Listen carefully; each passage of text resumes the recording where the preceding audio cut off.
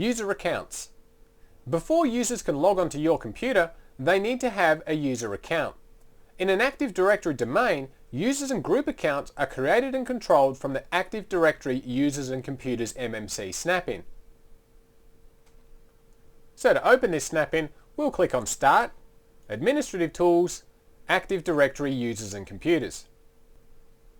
Now, although user accounts can be created in any of the default containers, it's best to create a user account in an organizational unit or OU so that ease of managing administration and group policy objects can be fully leveraged. So to create a new user account, we can right click on the OU that we want to create the user account in, and we'll select New User.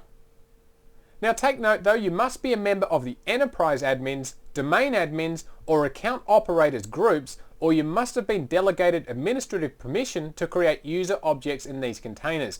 If you don't have sufficient permission to create user objects, the new user command won't be available to you. Okay, so the first thing we need to do in creating our user account is to give the new user a name. Now our new user is called Bob Jones, so in the first name field we'll enter in Bob, and in the last name field we'll enter in Jones. Now the initials field is entirely optional. Now when we enter in Bob Jones, you'll notice here that the full name is populated with the first name and the surname.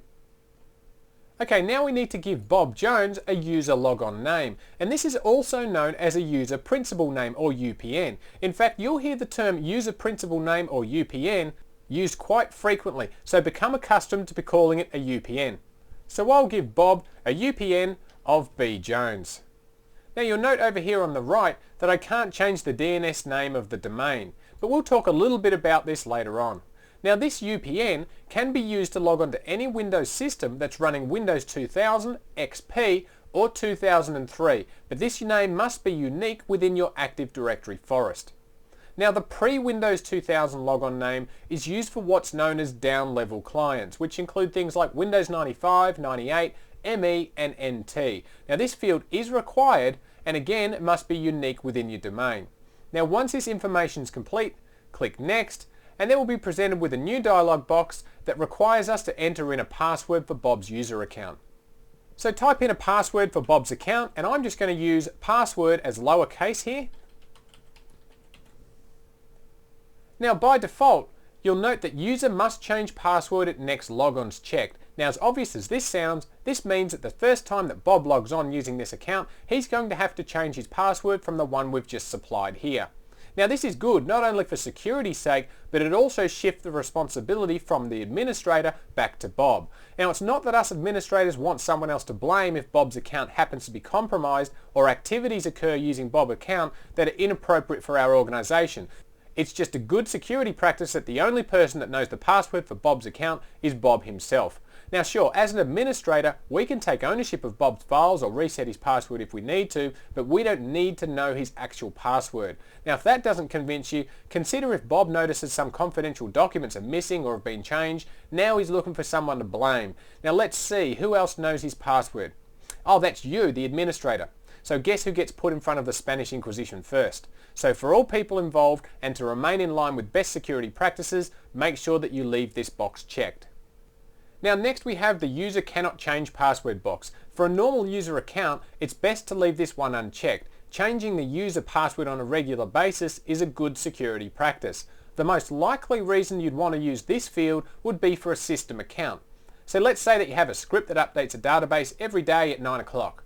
Now if the password was set to change every 7 days, for example, then every 7 days your script would stop working until you rectified the password and updated the script to use the new password. So in this instance, having a good strong password and selecting the next box so that the password never expires would be a good idea. Again, for a normal user account, leave these two alone. And lastly, we have the account is disabled field. So let's say that Bob hasn't started working for us yet, and it's Friday today, and Bob starts with us on Monday. Now we just want to have everything ready so Bob can log in when he starts. So we're preparing his account now. Now what we should do is create his account, then check this box to disable his account so it can't be compromised over the weekend.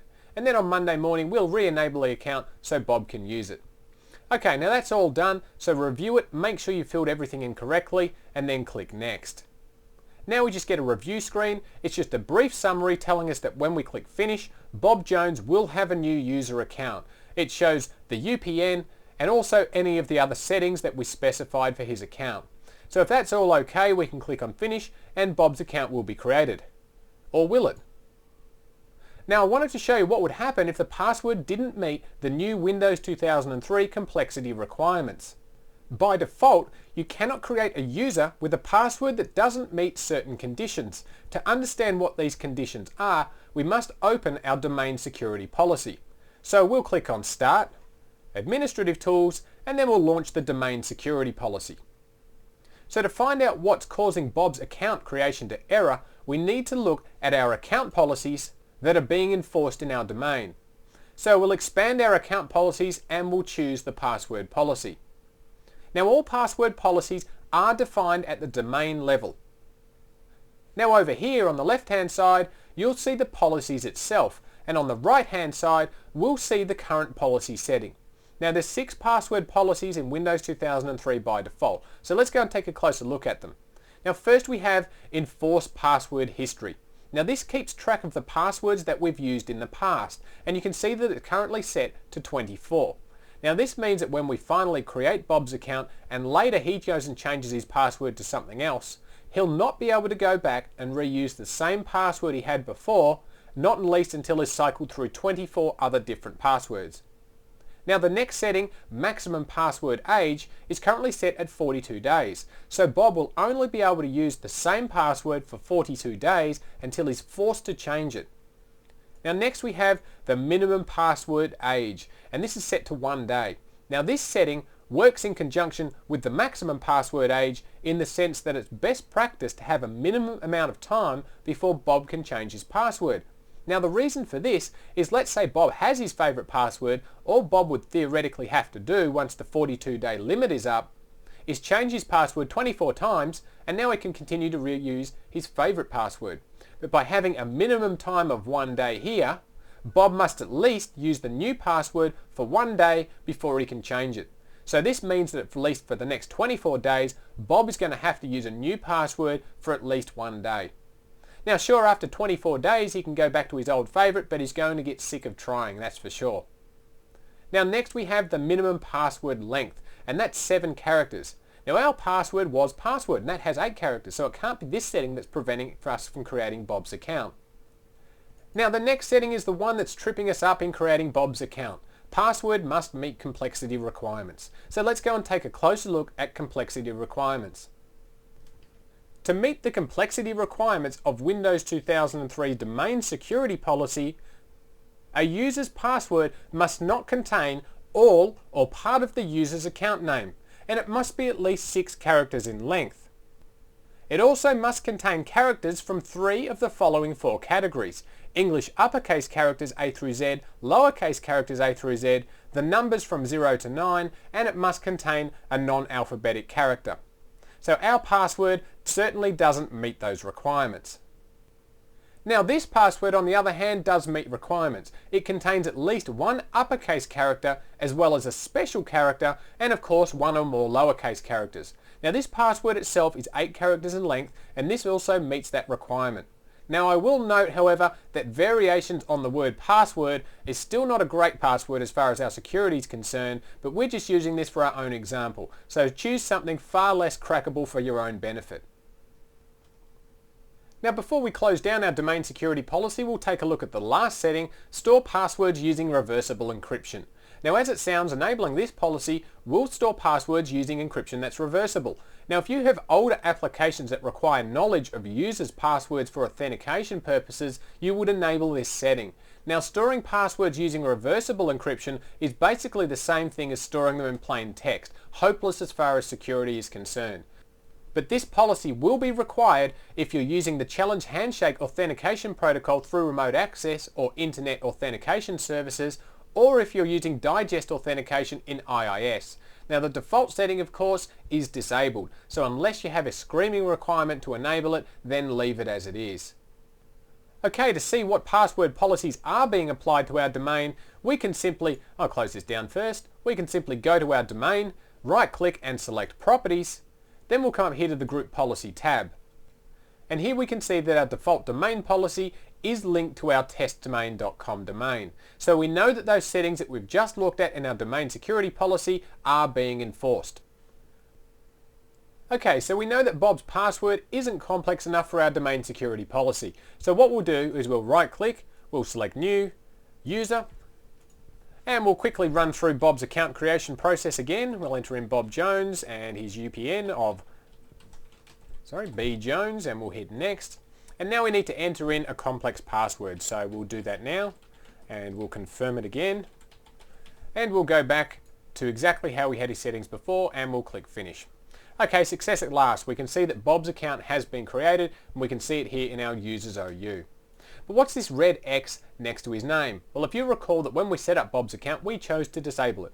Well, let's assume that it's Monday morning now and Bob needs to log on to our network. So to enable his account, all we need to do is right click on Bob's user account and select Enable Account. And we can see that the object Bob Jones has now been enabled.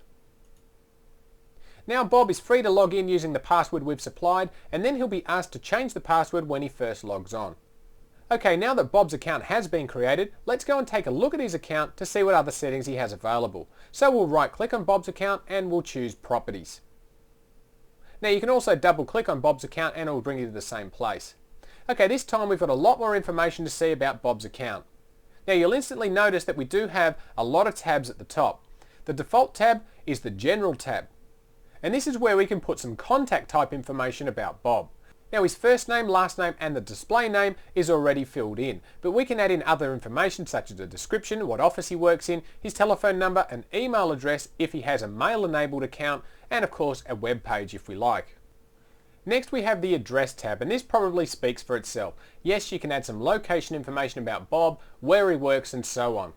Now the next tab, the Account tab, expands on some of the information we gave when we created Bob's account.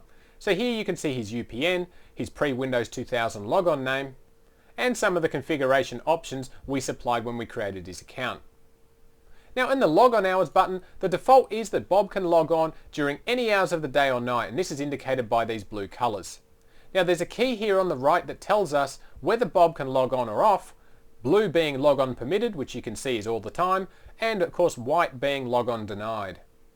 So if we wanted to deny Bob the ability to log on at certain hours, we could simply highlight some hours and then choose log on denied. And of course this will change to white, so we could see here that Sunday through to Saturday from 7 PM to 10 PM, Bob can no longer log on to our network. And we click OK and then we're done. Now on the Log On To button, we can restrict which computers Bob is able to log on to. Now the default here is all computers, but let's assume for the moment that Bob's a consultant brought in to work on our web server. Now here we could check the following computers and then supply the name of the computers that we allow Bob to log on to. And configuring this option would disable the ability for Bob to log on to anything else. Now here under our account options, you'll recognize the first three that we configured when we created Bob's account. However, if we scroll down, you can see that we do have quite a few more options. Now we will be discussing these in later videos, but I want to make one thing clear. Any changes made here directly to Bob's user account will override the default domain security policy. Yes, you heard that correctly. So before, when we looked in our domain security policy, we saw store password using reversible encryption. Now if you recall, I mentioned that this is basically the same as setting his password in plain text. So even if we define this to disabled at the domain security policy and then enable it here for Bob's account will in fact override the default domain security policy only for Bob's account though. But it's important that you understand this will happen. Okay, before moving on, we have the account expires box. Now again, let's assume that Bob is a consultant working on our web server and he's only going to be here for a week. So we could set Bob's account to expire at a certain time. And that certainly gives us more security, especially if we have really bad memories and we're likely to forget to disable his account after he's left. So in situations like this, be sure to use this setting. Now once you've made the appropriate changes to Bob's user account, simply click on OK and then those changes will be applied. Okay, that's the process of creating user accounts. Now if we right click again on Bob Jones' user account, we have a couple of other options. We can copy his account to a new account name, and that's useful if we've already created all the settings and configured his account properly and we need 10 other users to have the same settings as Bob. We could simply copy that to another name. Now we could also add Bob's user account to a group. We can disable his account, and we saw the opposite of that when we enabled his account earlier. We can also reset his password if he happens to forget it. We can move him into a new OU, so we can take him from our users OU and move him into another one if we like. We can open his home page if he has a web page defined under his account properties, and we can also send mail to him if he has a mail enabled account. Now on the All Tasks menu, we get basically the same options here, but we also have a resultant set of policy in planning mode and resultant set of policy in logging mode option. Now these are discussed in later videos, so I won't discuss them now, but basically what they do is they let you to simulate what would happen to Bob Jones's user account and his permissions if he was moved to a different location, such as a different organizational unit. Now finally, we can also delete Bob's user account or rename it if we wish. Okay, that's user accounts in a nutshell. Now in our next video on user accounts, we're going to discuss creating and modifying user accounts en masse using automation.